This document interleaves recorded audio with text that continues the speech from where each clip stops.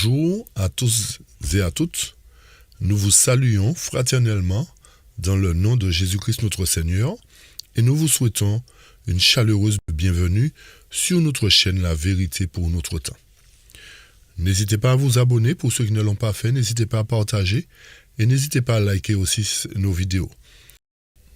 Comme nous vous l'avions annoncé précédemment, nous revenons sur notre étude que nous avons entamée, cela fait 2 ou 3 semaines de cela déjà, où nous avons exploré le sanctuaire en profondeur, l'entrée, le parvis ainsi que le lieu saint.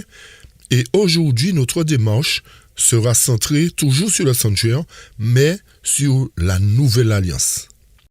Alors nous allons voir en quoi consiste cette nouvelle alliance.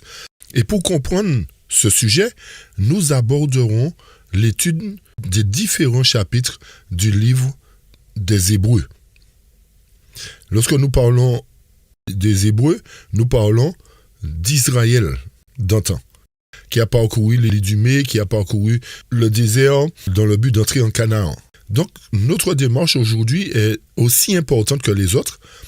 Et suite à cette étude, nous poursuivrons notre démarche dans le lieu très saint dans le but d'apporter les explications sur les 3 éléments qui nous restent, c'est-à-dire la table des 10 commandements, le vase d'or contenant la manne et la verge d'Aaron qui avait fleuri. Alors, soyez très attentifs parce que c'est vrai que lorsque nous lisons Hébreux, il y a des sujets que, je dirais, nous n'avons pas totalement compris et à travers cette étude-là, nous apporterons justement un maximum d'explications pour nous aider à comprendre que l'œuvre du sanctuaire qui a commencé sur la terre avec Israël d'antan se poursuit aujourd'hui avec l'Éternel lui-même en la personne de Jésus-Christ. Mais avant tout, nous vous invitons à prendre la position avec nous pour la prière, pour invoquer la présence de notre Dieu. Père éternel, nous voilà prosternés devant toi pour te remercier, te bénir, te glorifier, t'exalter pour tes nombreux bienfaits envers nous. Nous te demandons pardon et nous réclamons de toi le Saint-Esprit pour nous ouvrir l'intelligence, pour nous aider à comprendre ta vérité dans le but de marcher dans l'obéissance, de t'honorer, de te servir véritablement. Alors dispose nos cœurs, le cœur de tout un chacun, tous ceux qui ont écouté ces études et aide-nous à comprendre ta parole afin que nous soyons vraiment des enfants fidèles et honnêtes envers toi. Bénis-nous tous et garde-nous en ta paix, bénis la chaîne YouTube, continue à nous fortifier, à nous bénir et nous t'avons prié. Au nom de Jésus ton Fils et pour ta gloire. Amen. Amen. Nous allons entrer dans le vif du sujet pour apporter des explications sur cette alliance nouvelle et cette alliance ancienne. Qu'est-ce que la nouvelle alliance? Qu'est-ce qu'elle renferme? Qu'est-ce qu'elle contient? Nous vous invitons à ouvrir avec nous maintenant vos Bibles dans Hébreux chapitre 1 pour apporter des explications. Après avoir autrefois à plusieurs reprises et de plusieurs manières parlé à nos pères par les prophètes, Dieu, dans ces derniers temps, nous a parlé par le Fils qu'il a établi héritier de toutes choses, par lequel il a aussi créé le monde, et qui étant le reflet de sa gloire et l'empreinte de sa personne, et soutenant toutes choses par sa parole puissante, a fait quoi? La purification des péchés, et s'est assis à la droite de la majesté divine dans les lieux très hauts. Devenu d'autant supérieur aux anges qu'il a hérité d'un nom plus excellent que le leur, car auquel des anges Dieu a-t-il jamais dit, « Tu es mon fils, je t'ai engendré aujourd'hui, et encore, je serai pour lui un père, et il sera pour moi un fils. » Poursuivons au verset 5 et suivant, qui nous dit quoi? Lorsqu'il introduit dans le monde le premier-né, il dit que tous les anges de Dieu l'adorent. Et de plus, il dit aux anges, « Celui qui fait de ses anges des vents et de ses serviteurs une flamme de feu, » mais il dit au Fils, ton trône est éternel, le sceptre de ton règne est un sceptre d'équité. Tu as aimé la justice, tu as haï l'iniquité, c'est pourquoi, ô Dieu, ton Dieu t'a oint d'une huile de joie au-dessus de tes égaux. À travers ce chapitre 1, le premier point à relever est de relever le contraste qui est mis entre le niveau occupé par les anges et celui occupé par Christ lui-même. Ces 2 niveaux-là sont mis en contraste. Et c'est pour cette raison que Dieu le Père a prononcé des paroles au sujet du Christ qui ne doivent pas être appliquées aux anges. Puisqu'il dit que le Fils est le reflet de sa gloire. Par conséquent, lorsque nous résumons en gros le chapitre 1, nous voyons qu'à un moment donné, le Fils devient héritier de toutes choses. La question, à quel moment devient-il héritier et pourquoi? Ce qu'il nous faut retenir pour faire le lien avec l'étude du sanctuaire, c'est le fait que Jésus, dans l'Ancien Testament, était représenté comme un agneau, comme le sacrifice qui devait être offert régulièrement pour le pardon des péchés. Mais à partir du moment où il a donné sa vie sur la croix, il a mis fin au rite sacrificiel pour endosser à partir de ce moment-là le titre de souverain sacrificateur. C'est pour cette raison que le texte nous dit qu'il a été oint. Rappelez-vous que ceux qui étaient oints dans le type, à l'époque de Moïse, étaient des sacrificateurs. Ils étaient choisis pour officier dans le sanctuaire terrestre. Alors, si Christ est oint, quelle est sa fonction? Quelle est la fonction qu'il doit occuper? Nous allons le voir dans quelques instants. Mais notons bien que le fait qu'il ait été oint, c'est qu'il a mis fin au rituel typique du sanctuaire qui était d'offrir des sacrifices. J'espère que ça c'est clair. Nous avançons dans le but d'apporter la réponse à la question posée sur le fait que Christ devienne héritier. À quel moment? Et pour quelle raison? Revenons à nouveau sur les versets 1 et 2 pour éclaircir un autre point.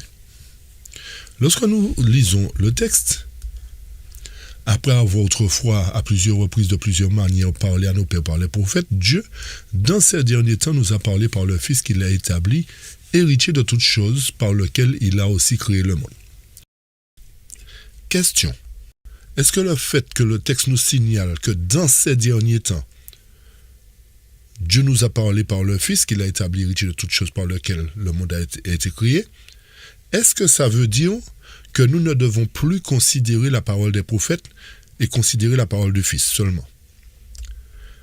Ne faisons pas d'amalgame dans la parole de Dieu, chers amis. Les paroles des prophètes restent toujours valables. Ça, c'est un point.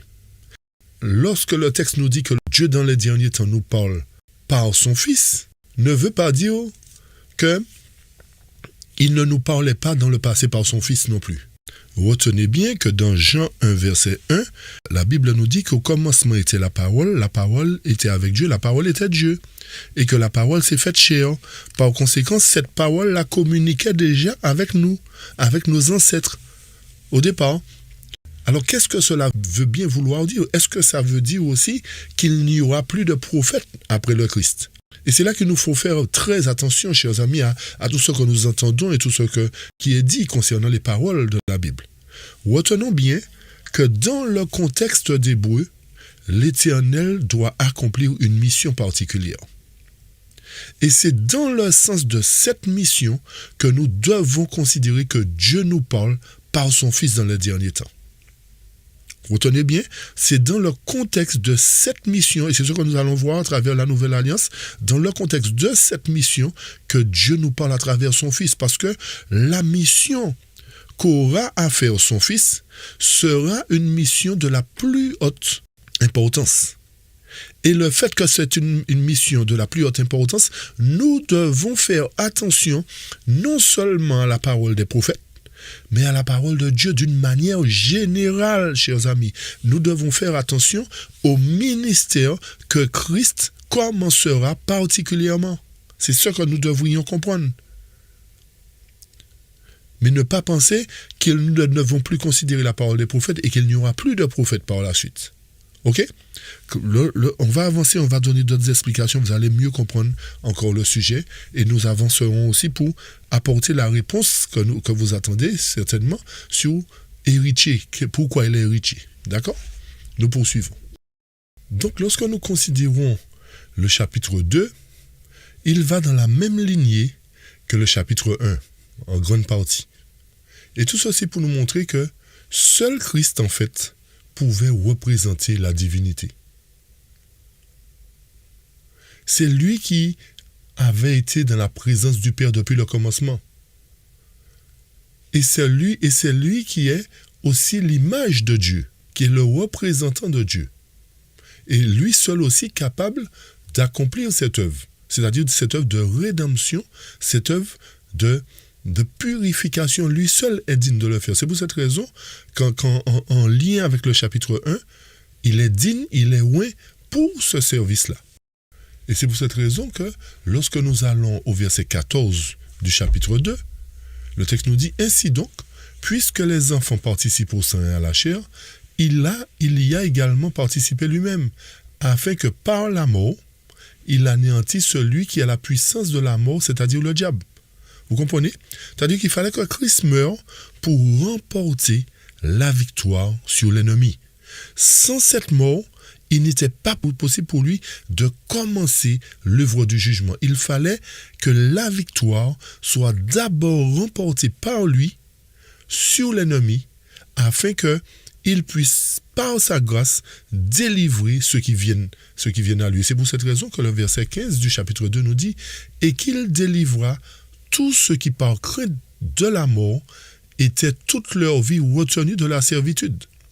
Car assurément, ce n'est pas à des anges qu'il vient en aide, mais c'est à la postérité d'Abraham, c'est-à-dire qui? Ceux qui ont la foi. Et nous allons le comprendre dans la suite de l'étude, lorsque nous arriverons au chapitre 11. Donc c'est à cette postérité-là, c'est-à-dire tous ceux qui ont la foi, qui ont confiance en lui, c'est pour eux, c'est pour ces gens-là qu'il va plaider très bientôt. Pour dire, mon sang, Père, mon sang, fais leur grâce parce qu'ils ont cru en moi, ils ont mis leur confiance en moi. Au verset 17, par contre, lorsque nous poursuivons, en conséquence, il a dû être rendu semblable en toutes choses à ses frères, afin qu'il fût un souverain sacrificateur miséricordieux et fidèle dans le service de Dieu, pour faire l'expiation des péchés du peuple. Qui dit expiation des péchés du peuple? C'est-à-dire qu'il le fait une fois pour toutes. Il ne le fait pas tous les ans comme le faisaient Aaron et ses fils dans le rituel typique, mais il le fait cette fois-ci une fois pour toutes. Ça veut dire qu'il opère dans le ciel aujourd'hui pour nous en tant que souverain sacrificateur pour purifier les livres de tous les noms de ceux qui n'ont pas confessé Jésus-Christ, qui ne l'ont pas confessé, qui n'ont pas cru en lui et qui n'ont pas eu la foi, chers amis. Vous comprenez, à travers ces 2 premiers chapitres déjà, que l'œuvre du sanctuaire n'est pas achevée. Bien qu'il soit achevé sur terre, il n'est pas achevé au ciel. Autrement dit aussi, ceci prouve encore qu'il existe bel et bien un sanctuaire dans le ciel. Pourquoi? Parce que sinon, Christ ne serait pas souverain sacrificateur. Ok? Et quand nous poursuivons au verset 18, car ayant été tenté lui-même dans ce qu'il a souffert, il peut secourir ceux qui sont tentés. Et c'est pour cette raison qu'il se tient devant le trône dans Apocalypse chapitre 4, Apocalypse chapitre 5. Lorsque nous analysons bien, il y a un agneau au milieu du trône, il y a des sièges qui sont placés, 24 vieillards, 4 êtres vivants, etc. Vous allez relire chez vous, qui nous montrent en quelque sorte que le jugement a commencé. Ceci voudrait dire que depuis l'époque où les enfants d'Israël, ou depuis que le péché a été introduit dans le monde, l'Éternel a mis un moyen de confession qui était les rites sacrificiels. Et une fois qu'il a mis un terme à cela, maintenant c'est lui qui considère toutes ces demandes-là qui ont été opérées depuis le commencement du monde jusqu'à maintenant pour confirmer effectivement que tel ou tel individu est digne ou pas d'entrer avec lui dans le paradis. Ok? Toute cette démarche-là nous montre qu'à travers le livre des Hébreux, Jésus, à travers cette alliance, et nous abordons déjà en quelque sorte cette nouvelle alliance, d'accord? À travers cette alliance, nous montre que lui seul est digne d'officier et lui seul, en quelque sorte, est digne aussi d'ouvrir le livre contenant les 7 sceaux qui lui-même contient l'histoire du monde. Alors, à travers cela, ceci nous amène à confirmer encore que lorsque l'agneau ouvre le livre des 7 sceaux, il étudie bel et bien l'histoire de chaque génération passée dans le but de supprimer ou de conserver le nom de tous ceux qui sont entrés à son service. Ok? J'espère que jusque-là, tout cela est clair, chers amis. Lorsque nous poursuivons, nous reviendrons sur le chapitre 3 et le chapitre 4 tout à l'heure. Ok? Nous allons maintenant considérer le chapitre 5. Le chapitre 5, par contre, nous amène à considérer le fait que, lorsque nous lisons le verset 1 par exemple, en effet, tout souverain sacrificateur pris du milieu des hommes est établi pour les hommes dans le service de Dieu, afin de présenter des offrandes et des sacrifices pour les péchés. Il peut être indulgent pour les ignorants et les égarés, puisque la faiblesse est aussi son partage. C'est à cause de cette faiblesse qu'il doit offrir des sacrifices pour ses propres péchés, comme pour ceux du peuple. Nul ne s'attribue cette dignité s'il n'est appelé de Dieu comme le fut Aaron. Donc, par conséquent, les premiers versets nous amènent à comprendre que les hommes qui officiaient dans le sanctuaire terrestre étaient mortels, étaient faibles comme nous-mêmes. Donc, ils ne pouvaient être en mesure de pardonner les péchés véritablement. Ils ne pouvaient être en mesure d'expier les fautes véritablement. Ils faisaient simplement office de serviteurs de Dieu, mais tout ceci nous montre en quelque sorte que le fait qu'ils étaient pécheurs, ils n'avaient pas le moyen de sauver. C'est pour cette raison que Christ est venu à partir de ce moment-là, à partir de sa mort. C'est là qu'il a mis en place cette nouvelle alliance qui montre qu'à travers le verset 5, il a été choisi par Dieu selon l'ordre de Melchisédek. Alors, c'est qui Melchisédek, on va le comprendre dans quelques instants. Et qu'est-ce que ça veut dire? Et tout ça pour nous montrer encore que si Christ n'était pas venu, il n'y aurait pas eu de salut non plus. C'est lui qui est le salut de l'humanité. Et le fait qu'il a souffert sur la terre, il a parcouru la terre en tant qu'humain, il s'est fait chair pour parcourir la terre, pour accomplir les choses comme nous aussi nous devons l'accomplir. Donc il est en mesure de pouvoir officier parce que les hommes n'ont pas accompli la mission totalement. Vous nous suivez? Pourquoi? Parce que d'après ce qu'on a dit, ils sont des mortels. Aucun mortel ne peut sauver un mortel. C'est pour cette raison que Christ est venu selon l'ordre de Melchisédek. Et c'est pour cette raison qu'encore que le chapitre 5 nous dit quoi? Verset 11 particulièrement et suivant. Nous avons beaucoup à dire là-dessus et des choses difficiles à expliquer parce que vous êtes devenus lents à comprendre. Vous, en effet, qui depuis longtemps devriez être maître, vous avez encore besoin qu'on vous enseigne les premiers rudiments des oracles de Dieu. Vous en êtes venus à avoir besoin de lait et non d'une nourriture solide. Or, quiconque est au lait n'a pas l'expérience de la parole de justice car il est un enfant. Mais la nourriture solide est pour les hommes, fait pour ceux dont le jugement est exercé par l'usage de discerner ce qui est bien de ce qui est mal. Donc, en étudiant la parole de Dieu, en arrêtant de boire du lait, nous sommes en mesure de comprendre que le Christ, maintenant, c'est lui qui endosse le sacerdoce et c'est lui qui met fin à cette ancienne alliance qui était le service rituel du sanctuaire. Il n'a pas mis fin à sa loi, chers amis. Et on va arriver dessus dans quelques instants. Mais il a mis fin au rituel du sanctuaire. Pourquoi? Parce que les hommes qui officiaient n'étaient pas en mesure de sauver. Et c'est pour cette raison qu'il est allé aux cieux pour accomplir cette promesse-là. Et donc, ceci nous montre qu'il a accompli une partie de son sacerdoce en mourant sur la croix pour la race déchue.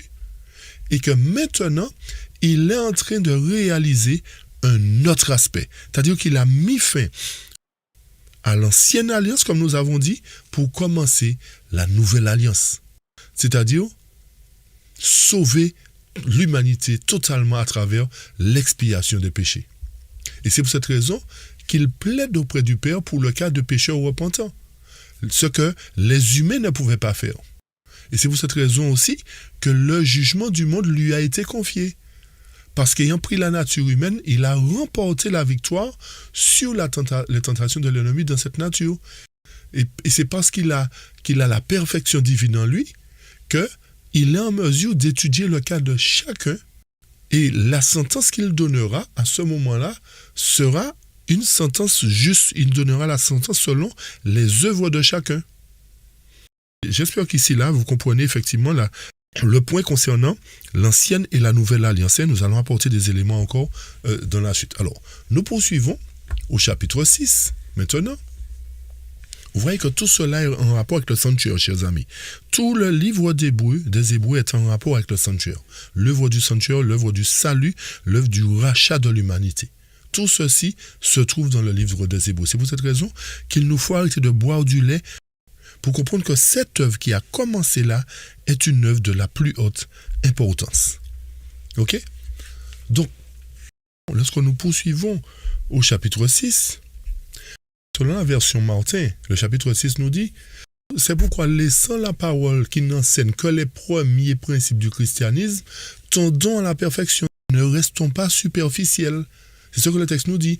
Pour que nous puissions comprendre le rôle de Jésus dans le lieu très saint aujourd'hui, il ne nous faut pas être des chrétiens superficiels. Il ne nous faut pas être au lait. Et c'est pour cette raison qu'il y a beaucoup qui ne comprennent pas qu'il y a un jugement des morts qui bat son plein et que très bientôt il y aura un jugement des vivants. C'est parce qu'on continue à boire du lait. Et c'est ce qu'Hébreux 6 nous dit.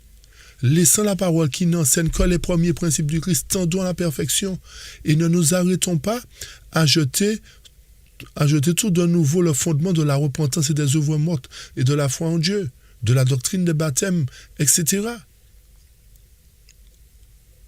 Et au verset 4, il nous dit « Or, il est impossible que ceux qui ont été une fois illuminés et qui ont goûté le don céleste et qui ont été faits participants du Saint-Esprit et qui ont goûté la bonne parole de Dieu et les puissances des siècles à venir, s'ils retombent, soient changés de nouveau par la repentance, vu que quant à eux, ils crucifient de nouveau le Fils de Dieu, en l'exposant à l'opprobre. » Donc, ceci voudrait dire quoi? Que nous devons arrêter de pécher volontairement, sinon nous nous amusons à crucifier Jésus chaque jour, chers amis. Il nous faut comprendre la parole de Dieu. Donc nous avons une œuvre à travers le chapitre 6 à accomplir, une œuvre de la plus haute importance, une œuvre solennelle, et c'est ce que nous avions commencé à expliquer lorsque nous avions apporté des explications sur le lieu saint du sanctuaire qui représente notre foyer. Nous devons avoir la foi en Jésus, marcher selon les principes de Christ véritablement et arrêter de consommer du lait qui nous fait croire que nous n'avons plus rien à faire et que Christ, une fois qu'il est mort pour nous, il n'y a plus de changement à opérer en nous, etc. Non. À travers la fin du chapitre 6, l'Éternel a fait un serment. Et déjà, le serment, il a fait à Abraham. Et Abraham n'a pas bénéficié de ce serment véritablement. Il a eu la foi, mais il n'est pas entré dans la promesse de Dieu. Il n'a pas bénéficié de la promesse de Dieu. Et c'est pour cette raison qu'au verset 17, on nous dit, c'est pourquoi Dieu voulant faire mieux connaître aux héritiers de la promesse la fermeté immuable de son conseil, il y a fait intervenir le serment, afin que par deux choses immuables dans lesquelles il est impossible que Dieu trompe, nous ayons une ferme consolation, nous qui avons notre refuge à obtenir l'accomplissement de quoi? De l'espérance qui nous est proposée, à laquelle nous tenons comme une encre sûre et ferme de l'âme et qui pénètre jusqu'au-dedans du voile. Donc, la promesse de Dieu demeure pour nous aujourd'hui. Et il nous faut avoir cette foi que la promesse se réalisera pour nous, puisque Abraham a attendu cette promesse, il est mort, ça ne s'est pas réalisé pour lui. Jacob a attendu, il est mort, ça ne s'est pas réalisé pour lui. Donc, nous qui vivons la dernière génération, l'Éternel nous dit que la promesse va se réaliser bel et bien, parce qu'il fallait qu'il devienne souverain sacrificateur pour qu'il confirme en fait cette promesse et qu'il montre que la promesse demeure, mais qu'il fallait qu'on attende ce moment-là où il endosse le rôle de sacrificateur. Et c'est pour cette raison que le verset 20 du chapitre 6 nous dit « Or Jésus est entré comme notre précurseur, ayant été fait souverain sacrificateur éternellement. » Donc sa sacrificature ne passe pas dans les mains d'un autre que lui. Parce que le souverain sacrificateur, rappelez-vous, devait représenter Christ d'une manière spéciale, lequel devrait devenir le souverain sacrificateur pour toujours. Donc cet ordre de sacerdoce ne devait ni être transmis, ni supplanté par un autre. C'est pour cette raison que Christ est venu et a mis fin à l'ancienne alliance pour passer à la nouvelle alliance, c'est-à-dire qu'il prend les choses en main, qu'il devient héritier. Nous répétons certains points, c'est pour qu'on puisse bien comprendre le sujet, chers amis. Donc, il y a une promesse qu'il demeure, et nous allons le voir tout à l'heure. Il y a une promesse qui demeure pour que nous puissions effectivement devenir aussi héritiers de la promesse. Puisque si Christ est sacrificateur, il est aussi quoi? Notre avocat, chers amis. Il est aussi notre avocat. Et c'est pour cette raison qu'il devait être un exemple pour nous en toutes choses. Il est devenu le représentant de la race humaine, pas les hommes. Les hommes ne pouvaient pas le faire. Il est devenu représentant de la race humaine, mais il est devenu aussi l'avocat de la race humaine. Afin qu'à chaque fois que nous le désirions, nous puissions dire, j'ai un ami au tribunal. Il est souverain sacrificateur. Est-ce que vous me suivez, chers amis? Mais pour cela, notre vie doit être une vie correcte pour que l'avocat puisse nous défendre, chers amis. Nous ne devons pas mener une vie incorrecte et penser que l'avocat va nous défendre quand même. Et c'est là que nous avons aussi mal compris le rôle d'avocat et le rôle de sacrificateur. Rappelez-vous, dans le rituel typique, chers amis, tous ceux qui ne se conformaient pas aux règles qui étaient prescrites dans le rituel typique perdaient la vie. Ça veut dire qu'il n'y avait pas de grâce pour eux, il n'y avait pas de pitié pour eux. Rappelez-vous tous ceux qui se révoltaient aussi. À combien plus forte raison, aujourd'hui, alors que Jésus officie dans le lieu très saint, nous devons avoir une attitude encore plus révérencieuse, plus digne que celle qu'avaient les Hébreux dans le désert. Nous devons vivre une vie le plus juste possible pour que nos noms ne soient pas radiés du livre de vie si par mégarde nous venons à mourir tout de suite. Pourquoi? Parce que le jugement commence par les morts premièrement. Ce n'est pas de la rigolade qui va là en ce moment, chers amis. Nous faisons n'importe quoi, nous ne comprenons pas ce qui se passe et nous vivons notre vie comme bon nous semble. C'est pour cette raison que le texte nous dit d'arrêter de boire du lait. D'arrêter de boire du lait, de comprendre que l'œuvre qui se passe là est une œuvre importante, solennelle. On poursuit. Pour apporter des explications sur Melchisédek. Le chapitre 7 nous parle en quelque sorte du fait que Jésus a été oint selon l'ordre de Melchisédek et que Melchisédek recevait la dîme d'Abraham, etc. Donc, étant oint selon l'ordre de Melchisédek, pour toujours, montre que son règne ne peut pas passer, et qu'il est le détenteur de la vérité, le détenteur du salut des hommes. Lisons à partir du verset 1 du chapitre 7 pour bien comprendre ce point. En effet, ce Melchisédek, roi de Salem, sacrificateur du Dieu très haut, qui alla au-devant d'Abraham lorsqu'il revenait de la défaite des rois, qui le bénit et à qui Abraham donna la dîme de tout, qui est d'abord quoi? Roi de justice, d'après la signification de son nom, ensuite quoi? Roi de Salem, c'est-à-dire quoi? Roi de paix, qui est sans père, sans mère, sans généalogie, et qui n'a ni commencement de jour, ni fin de vie, mais qui est rendu quoi? Semblable au Fils de Dieu. Ce Melchisédek demeure sacrificateur à perpétuité. Le verset 4 nous dit, considérez combien est grand celui auquel le patriarche Abraham donna la dîme du butin. Ceux des fils de Lévi qui exercent le sacerdoce ont d'après la loi l'ordre de lever la dîme sur le peuple, c'est-à-dire sur leurs frères, et cependant sont issus des reins d'Abraham. Et lui, qui ne tirerait pas de son origine, il leva la dîme sur Abraham, et il bénit celui qui avait les promesses. Or, c'est sans contredit l'inférieur qui est béni par le supérieur. Et ici, ceux qui perçoivent la dîme sont des hommes mortels, mais là, c'est celui dont il est attesté qu'il est vivant. De plus, Lévi qui perçoit la dîme l'a payé pour ainsi dire par Abraham, car il était encore dans les reins de son père lorsque Melchisédek alla devant Abraham.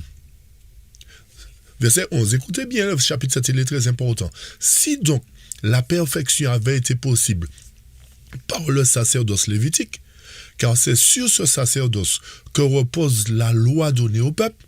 Qu'était-il encore besoin qu'il parût un autre sacrificateur selon l'ordre de Melchisédek, et non selon l'ordre d'Aaron? Car le sacerdoce étant changé, nécessairement aussi, il y a un changement de loi. En effet, celui de qui ces choses sont dites appartient à une autre tribu dont aucun membre n'en fait le service de l'autel. Ceci voudrait dire que Christ ne faisait pas partie de la tribu de Lévi, pourtant il est devenu sacrificateur. Ok? C'est ce que le texte est en train de nous dire là. Car il est notoire que notre Seigneur est sorti de Juda, tribu dont Moïse n'a rien dit pour ce qui concerne le sacerdoce. Vous nous suivez? Cela devient plus évident encore quand il paraît un autre sacrificateur à la ressemblance de Melchisédek, institué non d'après la loi d'une ordonnance charnelle, mais selon la puissance d'une vie impérissable. Ceci nous amène encore une fois à considérer le fait que l'ancienne alliance est passée pour donner place à la nouvelle alliance, c'est-à-dire un autre sacerdoce, non pas opéré par des hommes, mais opéré par Christ lui-même. Puisque Christ n'était pas de la lignée de Lévi, il est venu de la lignée de Juda. Donc, l'ancienne alliance, c'est-à-dire l'alliance mosaïque, le rituel du sanctuaire, est aboli pour donner place au rituel de Jésus-Christ dans le lieu très saint du sanctuaire céleste. Ça, c'est une chose. Deuxième point important, chers amis. Lorsque nous revenons sur ce Melchisédek qui est roi de Salem, sacrificateur du Dieu très haut, etc., à qui Abraham donna la dîme. Et beaucoup prennent le fait que c'est une dîme de butin pour dire, bon, ben, comme c'est une dîme de butin, on ne doit pas remettre, etc., de dîme aujourd'hui. Analysez bien le fait que Melchisédek était quoi? Roi de paix, roi de justice, et qu'il était sans père et sans mère. Et que Melchisédek est rendu semblable au Fils de Dieu. Ok? Vous remarquez bien que Abraham lui donnait la dîme. Et le texte continue et nous fait comprendre que ceux qui perçoivent la dîme sont des mortels, mais quoi? Mais ils contribuent au sacerdoce. Et étant donné que Jésus, lui, a endossé le sacerdoce, signifie que la dîme doit continuer à être versée parce que Jésus est un type de Melchisédek. Parce que Jésus est à la ressemblance de Melchisédek, chers amis. Il n'est pas seulement sacrificateur, mais il est devenu souverain sacrificateur. Ceci voudrait dire quoi? Que tant que le sacerdoce continue, la dîme doit être versée. Est-ce que vous nous suivez, chers amis? Pourquoi? Parce que Jésus a endossé le titre de souverain sacrificateur, selon l'ordre de Melchisédek. Alors ceci voudrait dire que nous ne pouvons pas arrêter de remettre la dîme à Dieu. La dîme n'est pas remise à un homme, mais la dîme est remise à Dieu pour l'entretien de son sacerdoce, pour que la vérité soit proclamée, pour que le sacerdoce qu'il opère pour nous soit soutenu. Est-ce que vous nous suivez, chers amis? J'espère que ce point-là est clair. Parce qu'aujourd'hui, on entend tout et n'importe quoi pour dire, bon, eh bien, comme il n'y a plus de Lévite, alors donc il n'y a plus de dîme à donner. Mais remarquez bien que selon Hébreu, l'alliance a changé. Oui, on ne va plus donner la dîme à Lévi, mais le fait que Melchisédek était sacrificateur du Dieu très haut, il recevait la dîme, de même l'Éternel est devenu souverain sacrificateur, la dîme doit continuer à lui être remise. Ce n'est pas aux hommes qu'on remet la dîme, c'est à Dieu, chers amis. C'est ce que nous devrions comprendre dans Hébreux chapitre 7. Lorsque nous continuons, verset 17 du chapitre 7, car ce témoignage lui est rendu, tu es sacrificateur pour toujours selon l'ordre de Melchisédek. Il y a ainsi abolition d'une ordonnance intérieure. C'est ça l'ancienne alliance, à cause de son impuissance et de son inutilité. Remarquez bien que l'abolition de l'ordonnance intérieure, c'était le rituel sacrificiel, chers amis. Ce n'est pas le fait d'arrêter de donner la dîme, car la loi n'a rien amené à la perfection. en introduction d'une meilleure espérance par laquelle nous nous approchons de Dieu. Et comme cela n'a pas eu lieu sincèrement. Car tandis que les Lévites sont devenus sacrificateurs sincèrement, écoutez bien, Jésus l'est devenu avec serment par celui qui lui a dit, le Seigneur a juré, il ne se repentira pas, tu es sacrificateur pour toujours selon l'ordre de Melchisédek. Jésus est par cela même verset 22 le garant d'une alliance plus excellente. De plus, verset 23, il y eut des sacrificateurs en grand nombre parce que la mort les empêchait d'être permanents. Mais lui, parce qu'il demeure éternellement, possède un sacerdoce qui n'est pas transmissible. C'est aussi pour cela qu'il peut sauver parfaitement ceux qui s'approchent de Dieu par lui, étant toujours vivant pour intercéder en leur faveur. Alors, Melchisédek est un sacrificateur, Abraham lui remettait la dîme. Et remarquez bien que le texte nous a dit, et c'est ce qui est important de comprendre, chers amis, que revenons brièvement sur le verset 9. C'est très important, chers amis. Le verset 9 nous dit, de plus, Lévi, qui perçoit la dîme, l'a payé pour ainsi dire par Abraham, car il était encore dans les reins de son père. Donc, on parle de Lévi. Lévi était encore dans les reins de son père, alors qu'Abraham avait déjà commencé à payer la dîme. Donc, Lévi a perçu la dîme, alors qu'il n'était pas encore vivant, qu'il n'était pas encore né. Vous comprenez la situation, chers amis? Donc, ceci voudrait dire qu'avant même que le service lévitique commence, la dîme était déjà perçue par Melchisédek. Autrement dit, la dîme n'est pas le fait d'entretenir les Lévites, mais de soutenir la cause de Dieu, de soutenir la vérité, chers amis. C'est ce que nous devrions comprendre. Analysons bien les versets.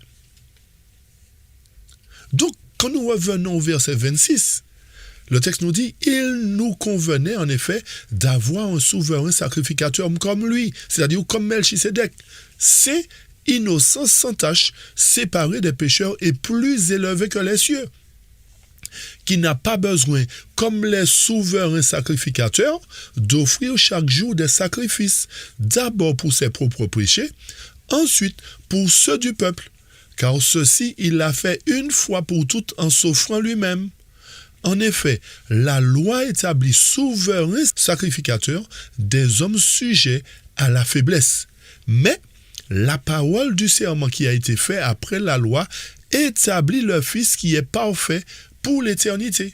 Voilà l'explication du chapitre 7, chers amis, qui nous permet de comprendre que non seulement l'Éternel est souverain sacrificateur selon l'ordre de Melchisédek, parce que Melchisédek, qui était un type de Jésus-Christ, mais qui n'était pas Jésus-Christ, on va le lire dans quelques instants, mais qui était sans père, sans mère, sans généalogie. Pouvons-nous donner la généalogie de Jésus? Non.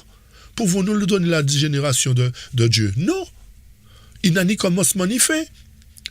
Donc on retrouve Jésus-Christ à travers Melchisédek. Mais retenez bien que Jésus-Christ n'est pas Melchisédek, chers amis. On va le lire. Et que, deuxièmement, pour résumer tout ceci, que la dîme a été donnée à Melchisédek avant que Lévi prenne naissance. Donc la dîme revient à Dieu, pas aux hommes. Ok? Lisons maintenant le passage qui nous permet d'apporter, de confirmer ce que nous venons de dire concernant Melchisédek qui n'est pas Jésus-Christ. Ok? Allons pour cela dans Message choisi, volume 1, à la page 479 au chapitre 65, le texte nous dit « Comment traiter un point de doctrine controversé ?» Écoutez bien le texte. « C'est le Christ qui parlait par l'intermédiaire de Melchisédek, le sacrificateur du Dieu très haut. Melchisédek n'était pas le Christ. Il était la voix de Dieu dans le monde, chers amis. Ok? Il était la voix de Dieu dans le monde. De même que Moïse était la voix de Dieu devant Pharaon. Est-ce que vous nous suivez, chers amis? Donc, Melchisédek, c'est un titre que porte Jésus pour nous montrer que cet ordre-là ne passe pas d'une main à une autre main. que ce sacerdoce ne passe pas d'une main à une autre main. Et le fait que Melchizedek n'était pas le Christ et qu'il était la voix de Dieu dans le monde, le représentant du Père, qui est le représentant du Père sur terre, chers amis? Le consolateur. Donc, à travers l'ordre de Melchizedek, c'est le Saint-Esprit, l'Esprit de Dieu qui parlait à travers les humains que Dieu choisissait. Ok? Donc, ayant été oint selon l'ordre de Melchizedek, il devient, effectivement, Christ devient directement la voix de Dieu pour le peuple. Et c'est pour cette raison que nous revenons dans Genèse chapitre 1, verset 2, dans ces derniers temps, Dieu nous a parlé par le Fils qu'il a établi héritier de toutes choses. Donc, si nous suivons Christ, chers amis, nous laisserons le Saint-Esprit nous conduire dans la vérité, puisque Christ est la voix de Dieu. Et à travers son Saint-Esprit, il parfait son œuvre en nous. Et malheureusement, aujourd'hui, nous voyons des gens qui méprisent l'œuvre du Saint-Esprit, qui méprisent la voix de Dieu dans le monde. Et c'est ce que nous devrions comprendre. Le fait que Jésus officie pour nous dans le lieu très saint, il a envoyé son esprit pour nous conduire dans la vérité, pour nous amener à lui faire confiance et à marcher par la foi en lui. Donc comprenez bien le texte. C'était le Christ qui parlait par l'intermédiaire de Melchizedek, mais le fait qu'il est loin maintenant selon l'ordre de Melchizedek, c'est lui qui parle. Mais il utilise le moyen du Saint-Esprit, il utilise le Saint-Esprit pour nous interpeller, pour nous parler. Puisque Melchizedek n'était pas le Christ. Est-ce que vous nous suivez? Ok, chers amis? J'espère que les choses deviennent de plus en plus claires. Ce qu'il nous faut retenir encore, c'est que pour que notre nom soit conservé dans le livre de vie, il faut que nous puissions entendre la voix de Dieu par l'intermédiaire de son esprit. Et comment cela peut se faire? En ouvrant, en étudiant en profondeur la parole de Dieu, chers amis. Voilà le point important de tout cela. Pour que nos noms soient conservés dans le livre de vie, il faut que nous laissions l'Esprit Saint faire son œuvre en nous et en faisant cela, nous écoutons la voix de Dieu. Nous entendons et nous écoutons et nous mettons en pratique la voix de Dieu par l'intermédiaire de l'Esprit Saint qui parfait l'œuvre de Christ en nous. Vous voyez, depuis le verset 1, vous voyez tout le cheminement pour nous amener à comprendre encore plus clairement les choses. Encore une fois, arrêtons de boire du lait pour comprendre la parole de Dieu, chers amis. Donc, aujourd'hui, tous ceux qui méprisent le Saint-Esprit, je m'excuse de dire cela, mais c'est une réalité, sont en train de fermer leur entendement à la voix de Dieu. Réécoutez cette étude attentivement, chers amis. Relisez le livre des Hébreux. Attentivement. Tous ceux qui rejettent l'œuvre du Saint-Esprit aujourd'hui rejettent la voix de Dieu. Analysez bien le texte qui est présenté, Message choisi, volume 1. Ok? Donc c'est pour cette raison qu'il a été choisi, qu'il a été oint selon l'ordre de Melchizedek. Ok? Poursuivons au chapitre 8. Le chapitre 8 nous dit, à partir du verset 1, le point capital de ce qui vient d'être dit, c'est que nous avons un tel souverain sacrificateur qui s'est assis à la droite du trône de la majesté divine dans les cieux, comme ministre du sanctuaire et du véritable tabernacle. Encore une fois, une véracité qu'il y a un tabernacle dans le ciel, chers amis. Et qui a été dressé par qui? Par le Seigneur et non par un homme. Donc l'œuvre du sanctuaire se poursuit depuis 1844, chers amis. Et cette œuvre-là, plus nous avançons vers la fin, plus nous devons nous poser la question, est-ce que je suis conforme à Christ? Est-ce que j'entends la voix de Dieu à travers l'œuvre du Saint-Esprit en étudiant la parole de Dieu? Est-ce que cette parole-là opère un changement dans ma vie? C'est ce genre de questions que nous devons nous poser. Et c'est là que nous comprenons, dans Hébreux 8, cette affaire d'alliance. Écoutons bien la suite, au verset 2. Reprenons le verset 1. Le point capital de ce qui vient d'être dit, c'est que nous avons un tel souverain sacrificateur qui s'est assis à la droite du trône de la majesté divine dans les cieux, comme ministre du sanctuaire et du véritable tabernacle qui a été dressé par le Seigneur et non par un homme. Tout souverain sacrificateur est établi pour présenter quoi? Des offrandes et des sacrifices, d'où il est nécessaire que celui-ci ait aussi quelque chose à présenter. Ça veut dire tout sacrificateur humain, il faut qu'il ait quelque chose à présenter. Qu'est-ce qu'il avait à présenter? Rien. Simplement ce qu'on lui donnait. Poursuivons verset 4. S'il était sur la terre, il ne serait même pas sacrificateur, c'est-à-dire Christ. Pour quelle raison? Puisque là sont ceux qui présentent les offrandes selon la loi. Tant qu'il y avait le rituel typique, Christ ne pouvait pas officier, Christ ne pouvait pas devenir sacrificateur, puisqu'il y avait le sacerdoce sur terre. Lequel, verset 5, lesquels célèbrent un culte, image et ombre des choses célestes, selon que Moïse en fut divinement averti lorsqu'il allait construire le tabernacle. Et soin, lui fut-il dit, de faire tout d'après le modèle qui t'a été montré sur la montagne. Mais maintenant, il a obtenu un ministère d'autant supérieur qu'il est quoi? Christ, le médiateur d'une alliance plus excellente qui a été établie sur les meilleures promesses. Ça veut dire que les promesses que Dieu avait faites à Abraham sont certaines et il est en train de le concrétiser là maintenant pour dire voilà, la fin des temps arrive. Pour que vraiment vous puissiez entrer dans ma promesse, je prends les choses en main et je fais le service moi-même. Parce que les hommes n'étaient pas en mesure de le faire.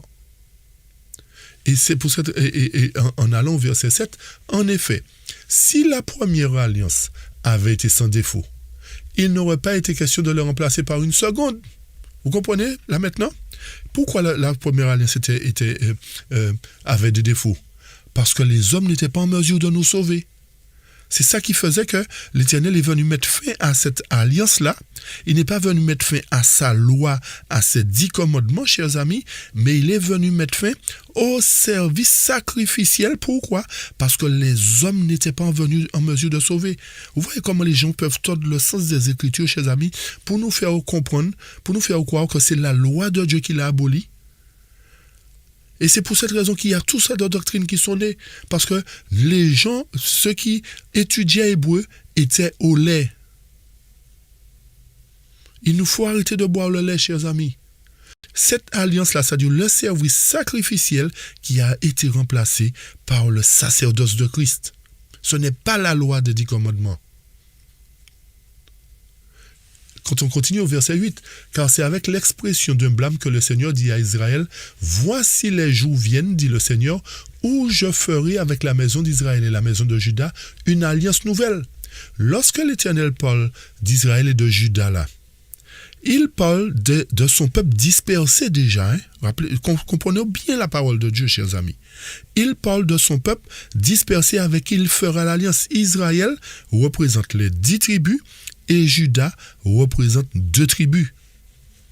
Est-ce que vous nous suivez, chers amis? Donc l'Éternel dit que cette alliance-là, la nouvelle alliance, va rétablir en quelque sorte les 12 tribus. Et c'est pour cette raison, quand vous faites le lien avec Apocalypse 7, l'Éternel sauve d'abord 12 tribus. Mais ça ne peut pas dire qu'il n'y a pas d'autres tribus dans le monde. Mais il sauve ceux qui doivent officier avec lui dans la dernière grande œuvre finale. C'est ce qu'il nous faut comprendre. Et quelle est cette alliance? Non comme, verset 9, non comme l'alliance que j'ai traitée avec leur père, le jour où je les ai saisis par la main pour les faire sortir du pays d'Égypte. Car ils n'ont pas persévéré dans mon alliance. Ça veut dire qu'ils n'étaient pas fidèles, ils n'avaient pas la foi en moi. Donc, qu'est-ce que l'Éternel est en train de nous dire là? L'Éternel est en train de nous dire le fait que les enfants d'Israël n'ont pas fait ce qu'il fallait, ils ont murmuré sans cesse dans le désert, cette alliance-là était caduque. Et l'Éternel rétablit une nouvelle alliance pour permettre à la promesse de se réaliser. C'est-à-dire que ceux qui ont la foi, qui ont eu la foi dans cette promesse-là, et malgré le fait qu'ils soient morts, et ceux qui ont la foi de leur vivant aujourd'hui, ce sont eux qui bénéficieront de la promesse de Dieu. Écoutez la fin du verset 9. Et moi aussi, je ne me suis pas soucié d'eux, dit le Seigneur. C'est-à-dire de qui? De ceux qui devaient sortir du pays d'Égypte pour bénéficier de la promesse. Mais voici l'alliance, verset 10, que je ferai avec qui? La maison d'Israël, c'est-à-dire toute la maison d'Israël à ce moment-là. Mais voici l'alliance que je ferai avec la maison d'Israël après ces jours-là. Après quel jour? Après le fait que moi, Christ, je leur permette d'être héritiers avec moi. Donc l'Éternel dit, voilà l'alliance que je vais faire avec eux. Après ce jour-là, je mettrai mes lois dans leur esprit et je les écrirai dans leur cœur et je serai leur Dieu et ils seront mon peuple. Qu'est-ce que ça veut dire? Ça voudrait dire que lorsque nous vivons l'évangile de Dieu par la foi, ceci voudrait dire que la loi n'est plus pour nous un problème. Et le fait que la loi n'est plus pour nous un problème, nous vivons effectivement par la foi. C'est-à-dire que nous marchons selon la voie de Dieu, selon l'ordre de Melchisédek. Et à partir de ce moment-là, lorsque nous marcherons dans la voie de Dieu, lorsque nous écouterons la voix de Dieu, le moment viendra où aucun n'enseignera plus son concitoyen, verset 11, ni aucun son frère en disant « Connais le Seigneur, car tous me connaîtront, depuis le plus petit jusqu'au plus grand d'entre eux. » Donc, Hébreux 8 est une partie de la prophétie qui reste encore à venir, qui reste à se réaliser. Et verset 12, « Parce que je pardonnerai leur iniquité et que je ne me souviendrai plus de leur péché. » À quel moment il fait ça? Lorsqu'il est en train d'officier. Et lorsqu'il va passer le cas des morts à ceux des vivants. En disant une nouvelle alliance, verset 13, il a déclaré la première ancienne, or ce qui est ancien, ce qui a vieilli est près de disparaître. Voilà encore une évidence qui nous montre que l'Éternel établit à travers son sacerdoce, il établit une nouvelle alliance qui est une alliance où nous devons marcher par la foi, chers amis. Par la foi. Si nous voulons être sauvés, si nous ne voulons pas mourir dans le désert comme l'ont été les enfants d'Israël, nous devons marcher par la foi et croire, entendre, écouter la voix de l'Éternel. Et retenez bien le chapitre 8, parce qu'il aura un rapport avec l'autre phase du sanctuaire qu'on va expliquer à travers la Vierge d'Aaron. D'accord? Alors, avançons maintenant au chapitre 9. Pour encore confirmer cette alliance. D'accord.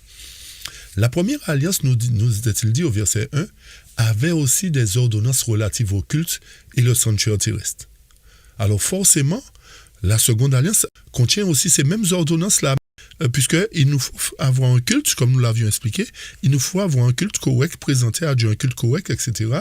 Et comprendre que l'œuvre du sanctuaire n'est pas achevée, puisqu'il continue dans le ciel. Donc, un tabernacle fut en effet construit dans la partie antérieure appelée le lieu saint. Ça c'était sur la terre, d'accord? C'était pour montrer que sur la terre, ok, il y avait cela dans le lieu saint, le lieu très saint. On va avancer un petit peu. Portez une attention particulière au verset 6 et 7, chers amis.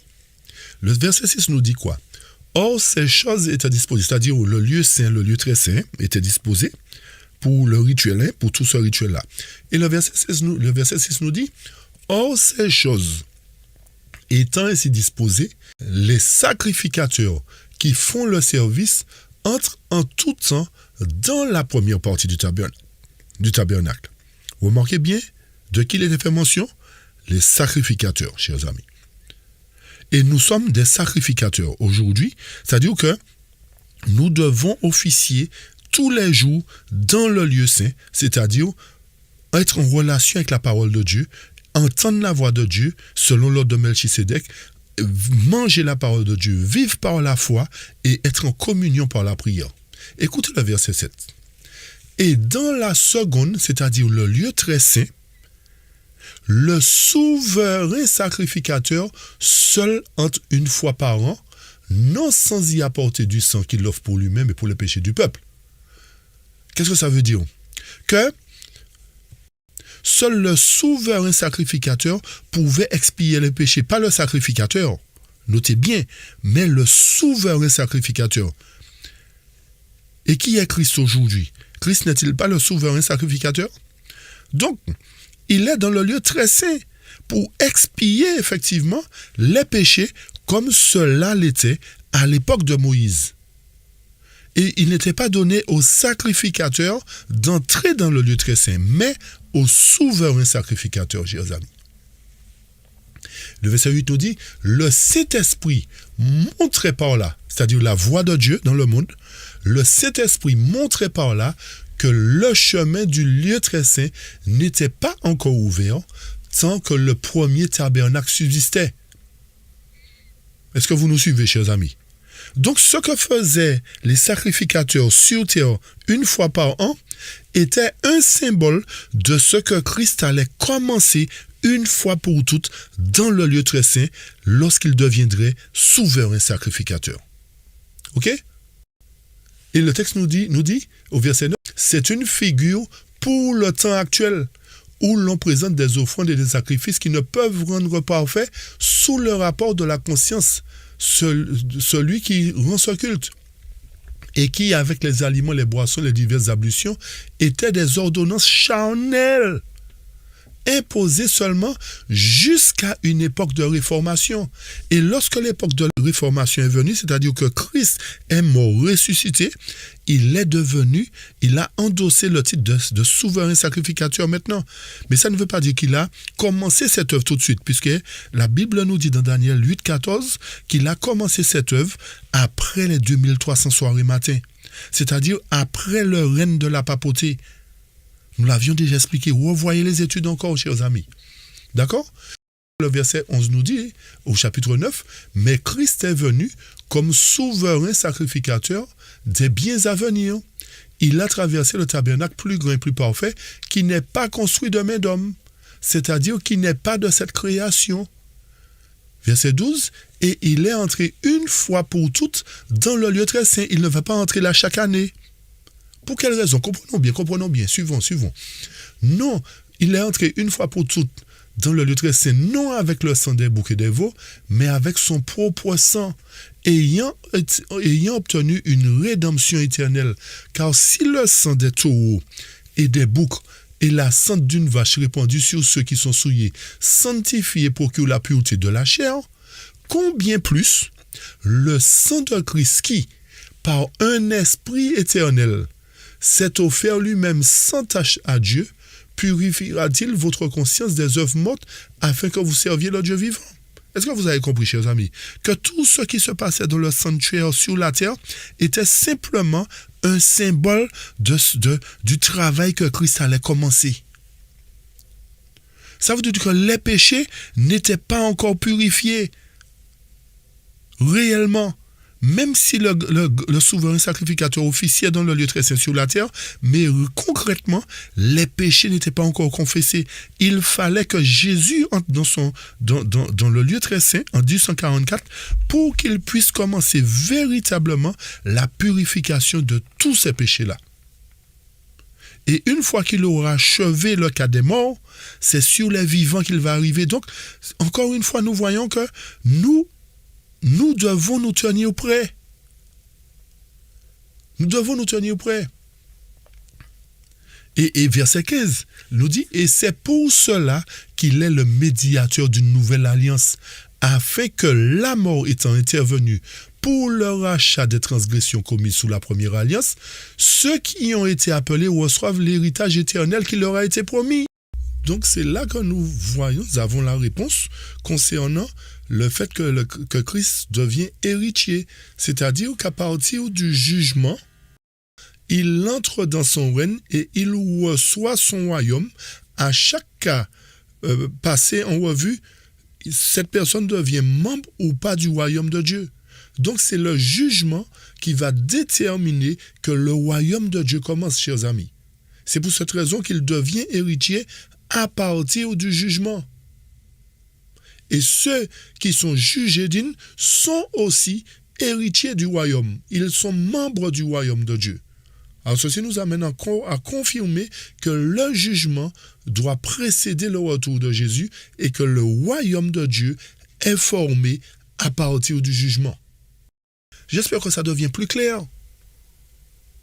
Puisque Christ, c'est lui qui sauve. Ce ne sont pas les œuvres qui nous sauvent, c'est ce que ça veut dire. Nous aurons beau faire toutes les œuvres que nous voulons, ça ne va pas nous sauver, chers amis. C'est la foi en Christ qui va nous sauver, la confiance en sa parole. Car là où il y a testament, il est nécessaire que la mort du testamenteur soit constatée. Un testament, en effet, n'est valable qu'en cas de mort, puisqu'il n'a aucune force tant que le testateur vit. Et c'est logique. C'est logique.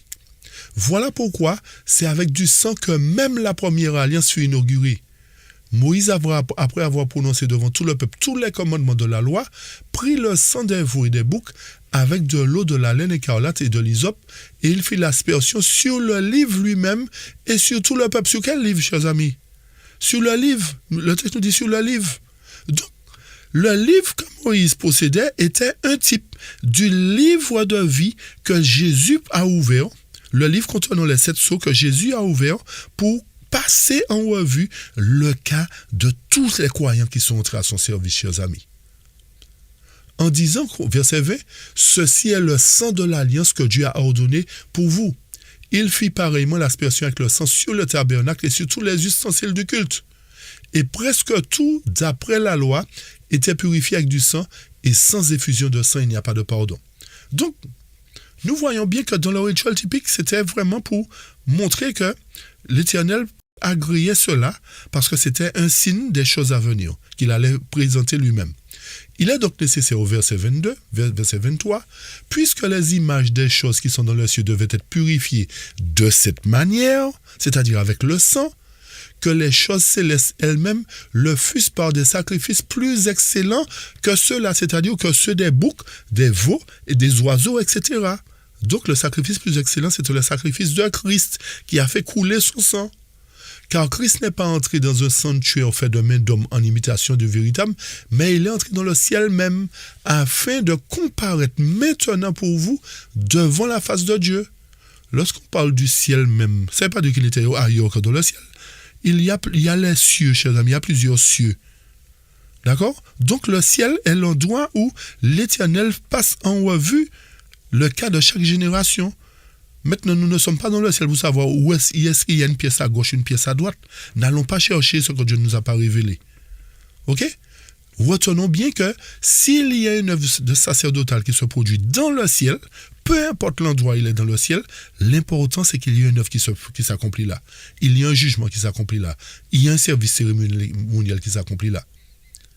Et le texte nous dit au verset 25, « Ce n'est pas pour s'offrir lui-même plusieurs fois qu'il y est entré comme le souverain sacrificateur entre chaque année dans le sanctuaire, j'ajoute terrestre, avec du sang étranger. Autrement, il aurait fallu qu'il eût souffert plusieurs fois depuis la création du monde. Tandis que maintenant, à la fin des siècles, il a paru une seule fois pour abolir le péché par son sacrifice.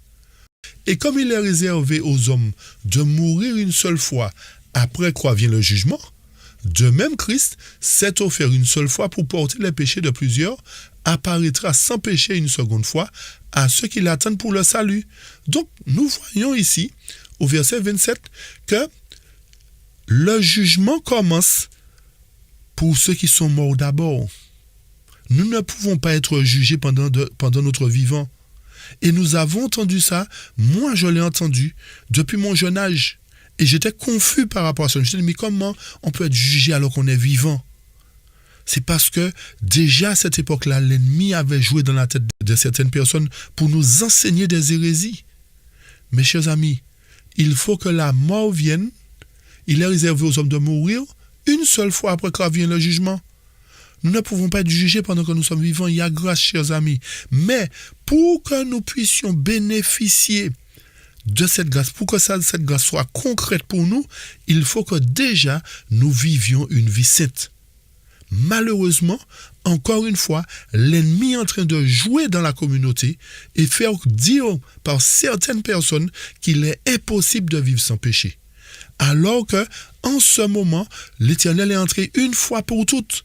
Il officie une fois pour toutes dans le lieu très saint, comme le faisait le souverain sacrificateur une fois l'an. Et lorsque ça se produisait sur terre une fois l'an, le peuple devait être dans une attitude révérencieuse, une attitude de repentance, une attitude d'humilité. Et c'est là que nous n'avons pas compris le sujet du sanctuaire. Nous faisons n'importe quoi. Lorsque nous allons au culte le sabbat dans l'assemblée, nous faisons n'importe quoi. Nous présentons à Dieu n'importe quoi.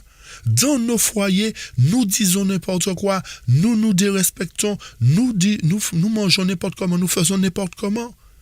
Nous avons oublié que l'Éternel officie une fois pour toutes là et que notre vie doit être une vie saine aujourd'hui. Chers amis, nous poursuivons au chapitre 10, avant de terminer.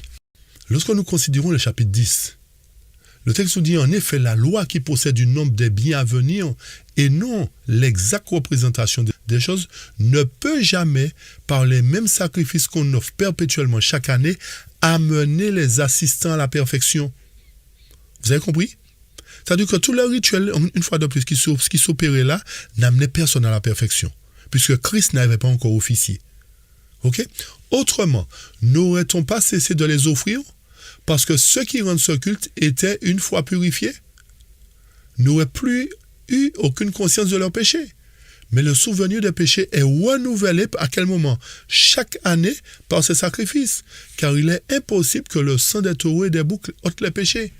Est-ce que vous comprenez ce que l'Hébreu nous dit? Est-ce que vous avez vraiment compris que tout le chapitre du livre des Hébreux concerne le sacerdoce, concerne le jugement, est en train de faire un lien entre le service typique sur terre et ce qui se passe dans le ciel, chers amis?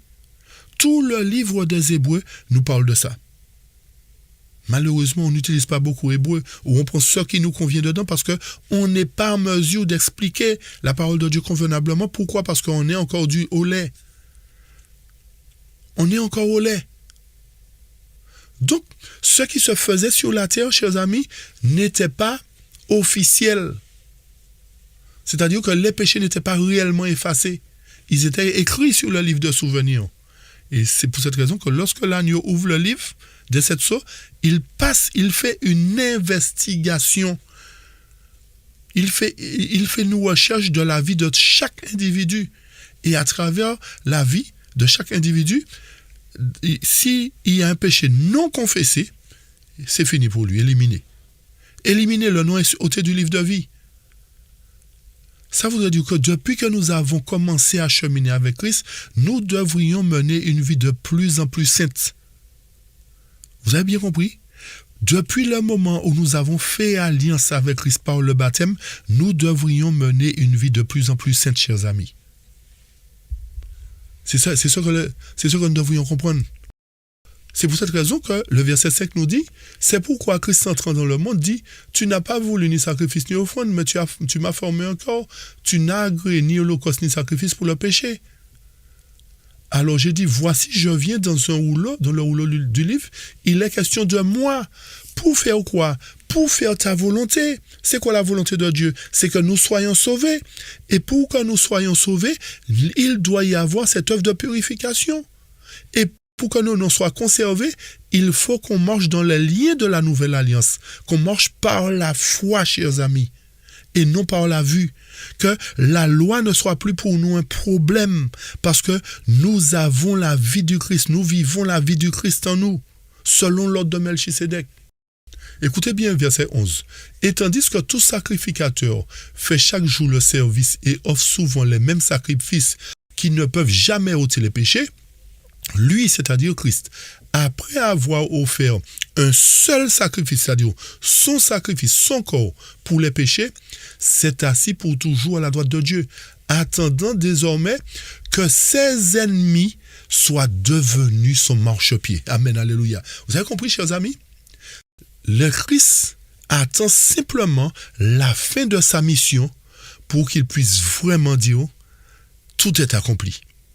Tout est accompli, mes ennemis sont véritablement devenus mon marchepied. L'ennemi est devenu mon marchepied. Je fais ce que je veux avec lui.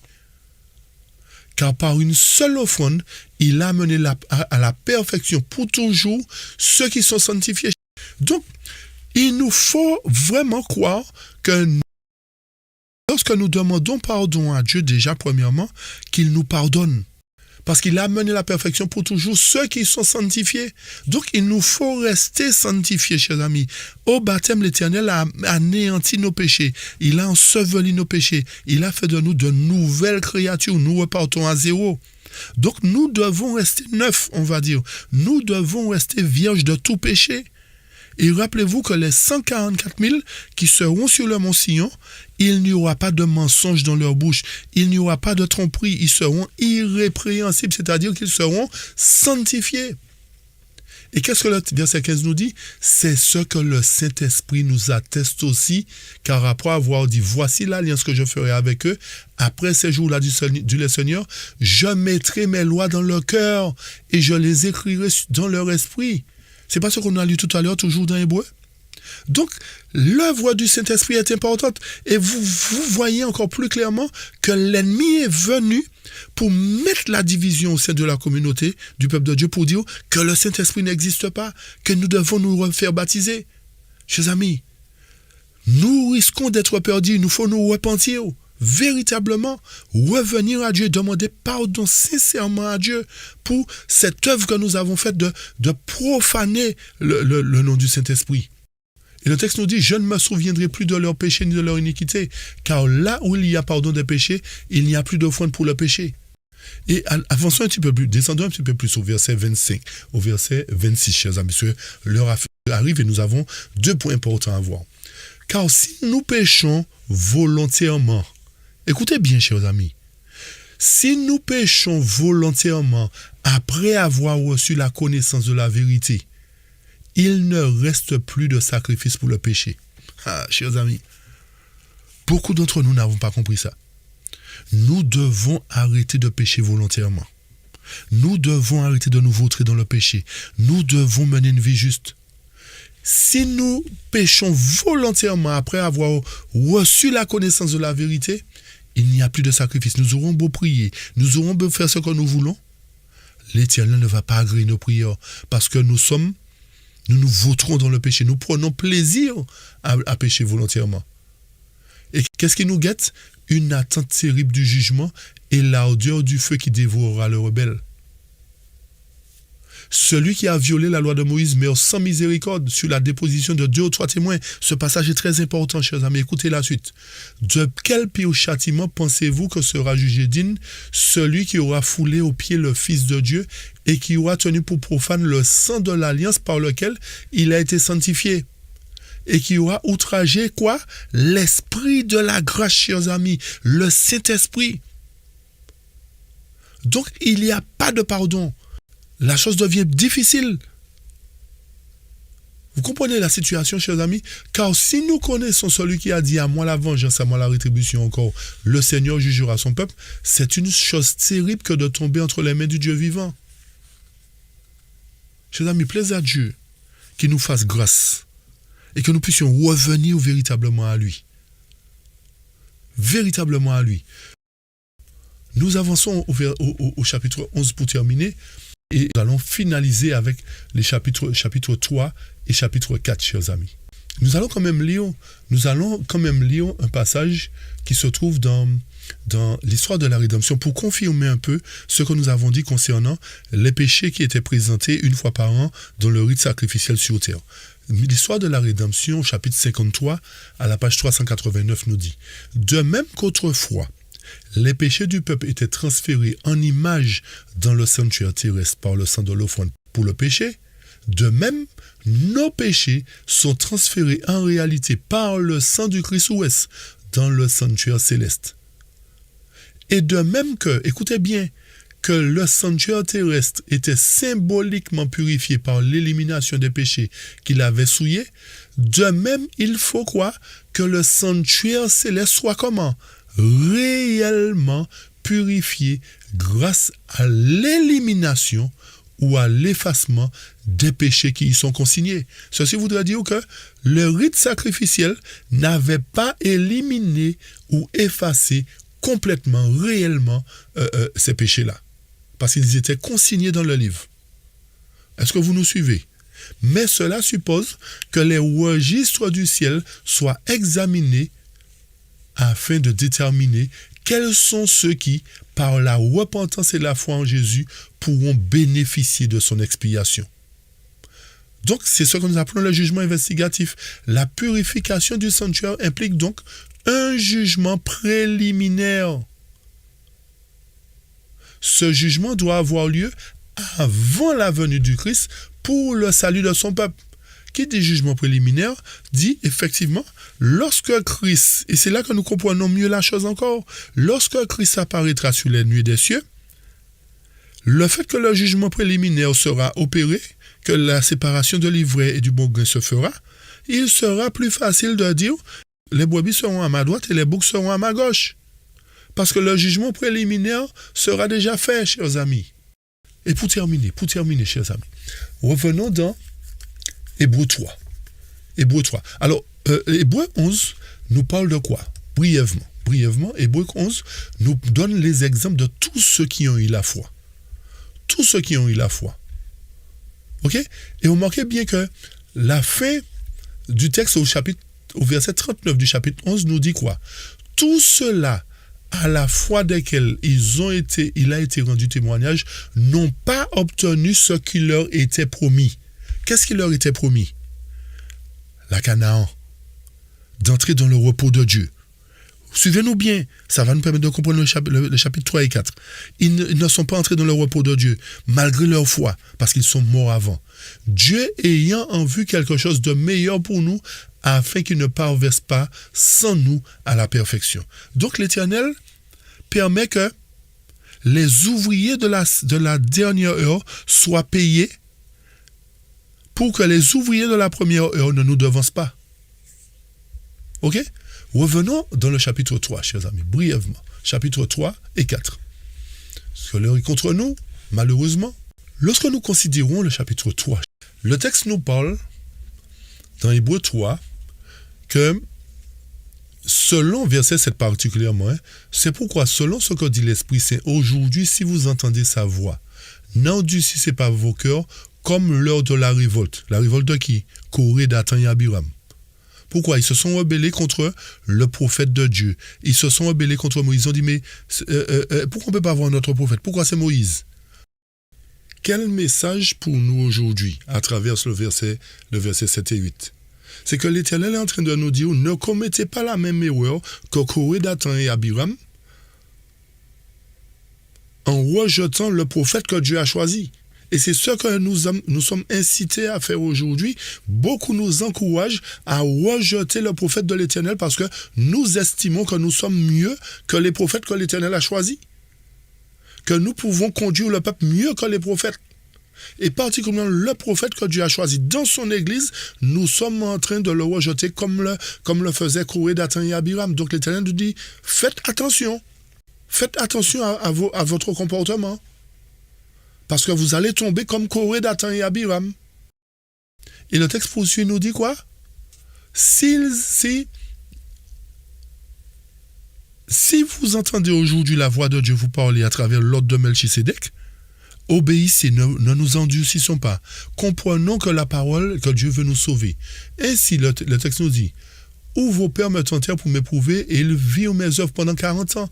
Aussi, je fus irrité contre quoi? Cette génération, et je dis, ils ont toujours un cœur qui s'égare, ils n'ont pas connu mes voies.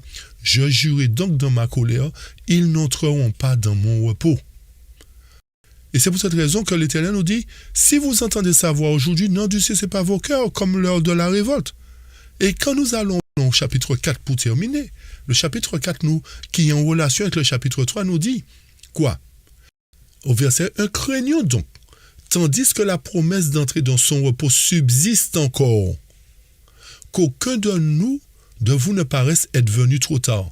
De quelle promesse il est fait mention ici, là, chers amis? Et c'est là encore que beaucoup font l'amalgame en pensant que c'est la promesse d'un sabbat. Mais c'est ne pas comprendre l'évangile. Analysons, comprenons.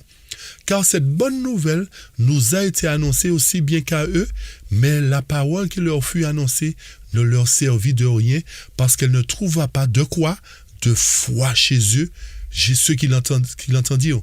Donc, la notion de foi est plus qu'importante. C'est pour cette raison que le chapitre 11 dans son entier nous parle de ceux qui ont eu la foi malgré le fait qu'ils n'ont pas vu la promesse. Ils ont gardé la foi jusqu'au bout. Donc nous qui sommes sous le lien de la nouvelle alliance, nous devons marcher véritablement par la foi. Avoir une confiance absolue. Pourquoi? Parce que les jours difficiles qui arriveront là vont demander une foi ferme et inébranlable. Une confiance en Dieu à 100%. Si nous ne cultivons pas cette foi aujourd'hui en Dieu, nos noms ne seront pas conservés dans le livre de vie, chers amis. Donc, le texte nous dit quoi? Pour nous qui avons cru, nous entrons dans le repos selon qu'il dit. Verset 3, je jurai dans ma colère, ils n'entreront pas dans mon repos. Il dit cela, quoique ses œuvres eussent été achevées depuis la création du monde. Car il a parlé quelque part ainsi du 7e jour. Et Dieu se reposa de toutes ses œuvres le 7e jour. Et ici encore, ils n'entreront pas dans mon repos.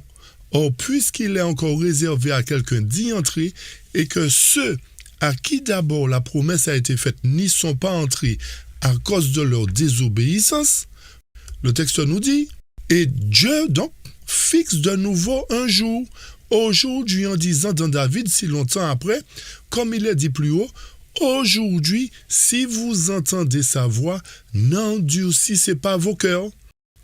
Le verset nous dit, car si Josué leur eût donné le repos, il ne parlerait pas après cela de notre jour. Mais la question que nous devons nous poser, s'il s'agit du sabbat, chers amis, du repos du sabbat, comme nous venons de le lire au verset 4, la question, est-ce que les enfants d'Israël n'observaient pas le sabbat? Oui. Donc, ce n'est pas du sabbat, toutes les fait mention là, mais un repos semblable à celui du sabbat, où le peuple devait se reposer définitivement de ses œuvres. Et lorsque nous allons dans la version, nous restons dans la version seconde, verset 9, il dit, il y a donc un repos de sabbat réservé au peuple de Dieu. Dans la version Darby, le verset 9 nous dit, il reste donc un repos sabbatique pour le peuple de Dieu. Et version Martin, il reste donc un repos pour le peuple de Dieu. Donc, de quel repos il s'agit ici, chers amis? Pas du repos du sabbat, mais d'un repos sabbatique, un repos où on arrête tout le temps, on arrête nos œuvres mondaines, c'est ce que ça veut dire. On arrête nos œuvres mondaines à partir de ce moment-là, parce que le fait d'entrer dans son repos est synonyme d'entrer dans son règne avec lui, de faire partie de son royaume avec lui. C'est de ce repos-là qu'il parle, chers amis. Une libération pour nous du joug de l'esclavage dans lequel nous sommes. Il nous enlève de ce joug de l'esclavage-là pour nous amener dans son repos. Pas le repos du sabbat. Parce que ça voudrait dire que nous entrons dans le sabbat lunaire. Nous changeons de jour. Non, c'est pas ce qu'il nous faut comprendre.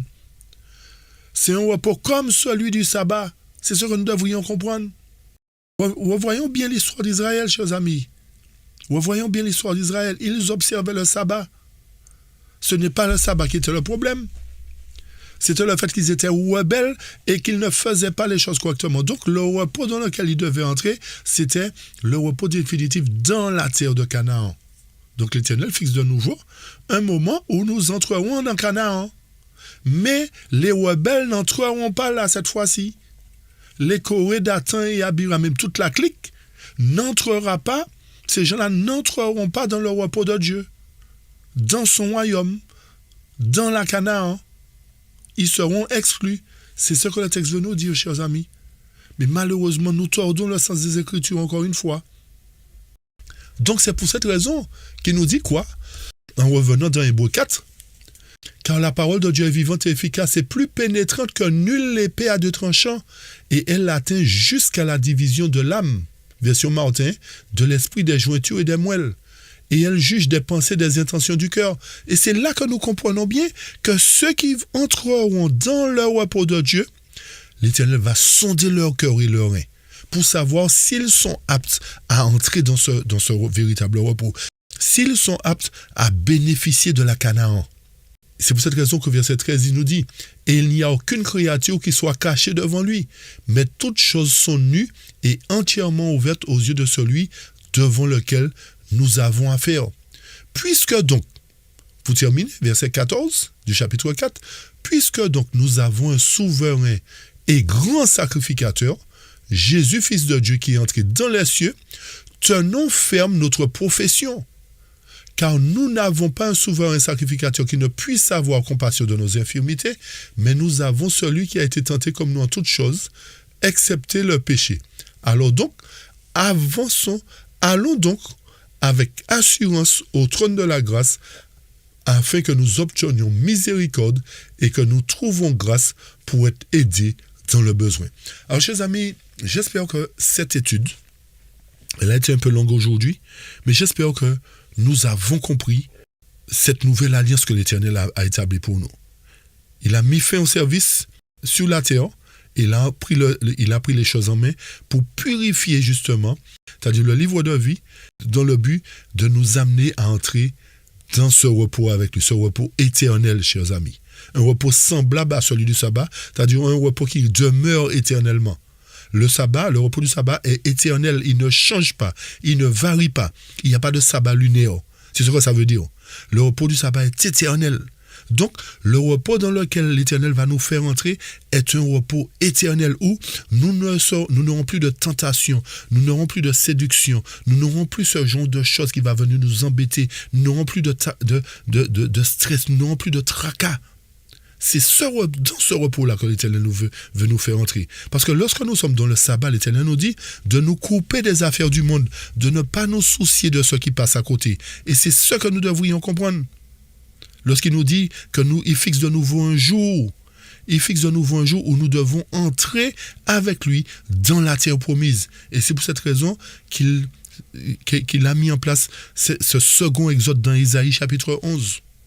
Alors puisse Dieu nous aider véritablement à comprendre que le temps que nous vivons aujourd'hui est un temps où nous devons vivre sans péché volontairement, chers amis.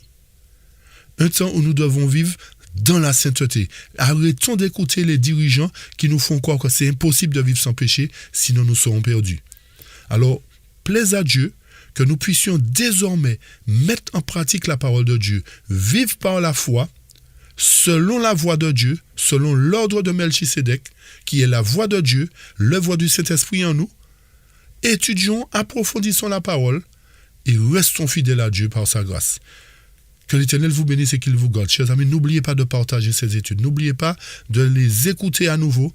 Et j'espère que vous serez présents pour la suite de l'étude lorsque nous entrerons dans le lieu très saint justement pour apporter les explications sur les 3 éléments qui se trouvent dans le lieu très saint. Ils sont très importants aussi à considérer. Alors une fois de plus, soyez bénis et nous vous donnons rendez-vous à la prochaine pour la suite de notre étude.